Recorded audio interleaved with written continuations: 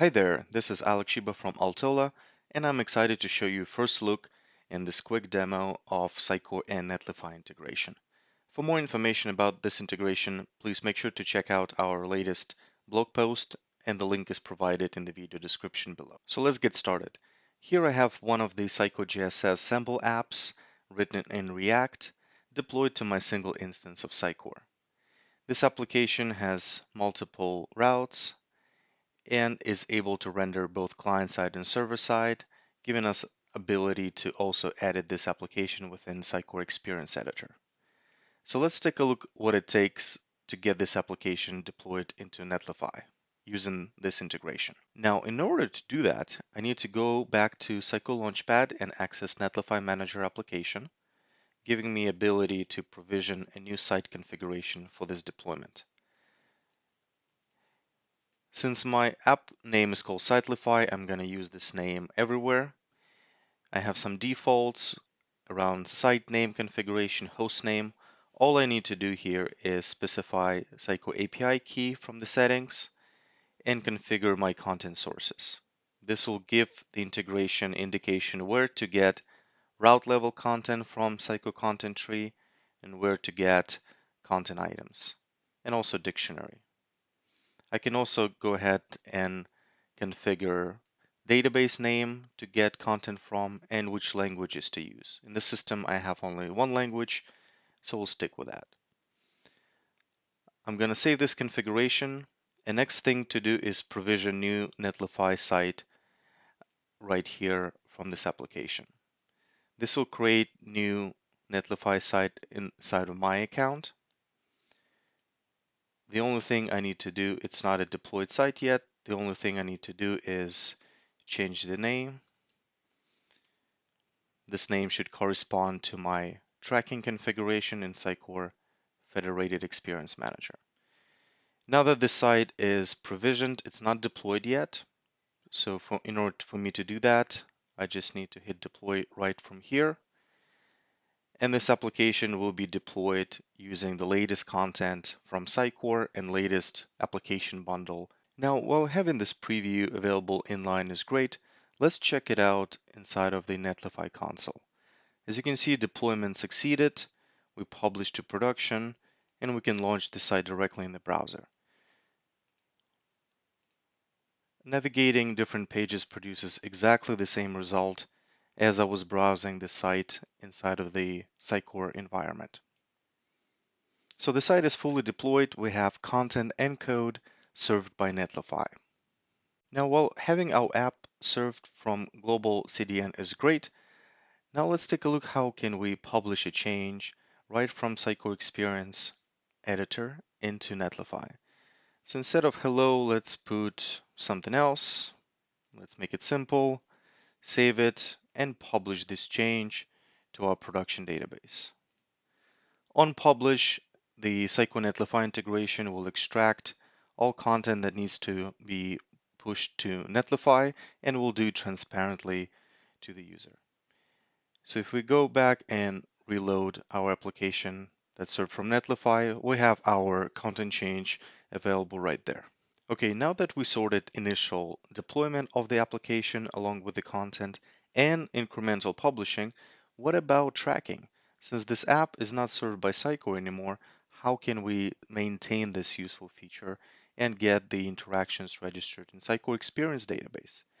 Well, we have Sitecore FXM that can come to the rescue with its JavaScript APIs. So if we activate the console and put beacon as a filter, and as you can see, as I'm navigating from page to page, I have different tracking requests coming back to Sitecore host. Using Sitecore FXM, we're triggering page visits client side. We can also register download events that are triggered client side on that button click. As you can see, track goal is appearing also in the console. Gives us ability to see all the reporting, path analysis, and the rest of the analytics capabilities of Sitecore. All right, now that we have tracking analytics working with this static publishing approach, What would it take to add personalization into the mix? Well, that's the most interesting part. Let's take a look. I'm going back to Sitecore Experience Editor, and here I have a couple of more variances configured for my components. My jump control component now has returning variants that will be shown to returning visitors, and my download callout has an engaged variance that will show to folks that visited a few pages in the session and going back to this home page. So let's get this published. After this content change is published, I need to go back to my application and reload it. And notice different behavior in the way these components are loaded. There is now a spinner progress indicator suggesting that the content is loading asynchronously from another server, that server being Sitecore Content Delivery API, hosting the endpoint for these two placeholders in the header and this content placeholder that hosts the download button. So if we activate the network tab and put Sitecore as a filter, reload it again. Let's see, API. We have these two calls being made to Sitecore server to fetch content for the page head placeholder and page content placeholder. Now that we have content for these two components served by Sitecore dynamically, let's take a look if the personalization rules that we set actually work. So for that, I'm going to switch to another browser and go back to our site. I visited the site before, so it identifies me as returning visitor. And as you can see, I'm having a different copy shown here.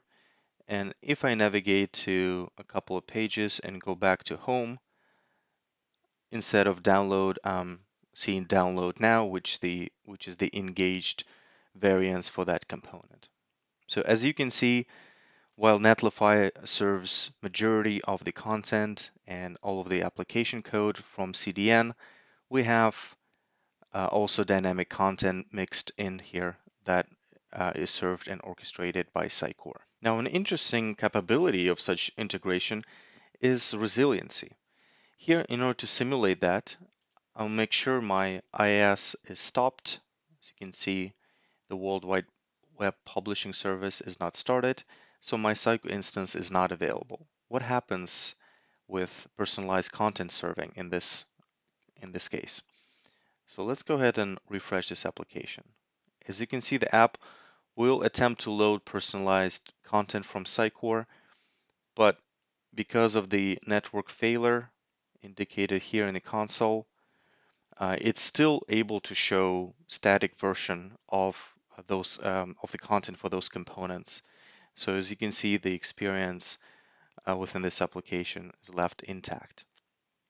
As developers, we are able to set different SLAs per placeholder. So if you want to make sure that content is supposed to show up within, let's say, 100 milliseconds or so, you can configure that per placeholder.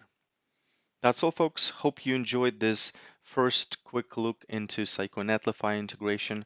As you can see, ability to combine static deployment and dynamically personalized content in one package is quite compelling. So if you have a use case in mind and you're looking for a platform to deploy your Sitecore JavaScript Services app, please do let us know. We'd love to talk to you and show this integration in a little bit more detail. If you'd like to sign up for updates, please visit our labs page and Project Setlify landing page where you can sign up for project updates. For any other questions or comments, you can find us on Twitter. Thank you. Have a wonderful day.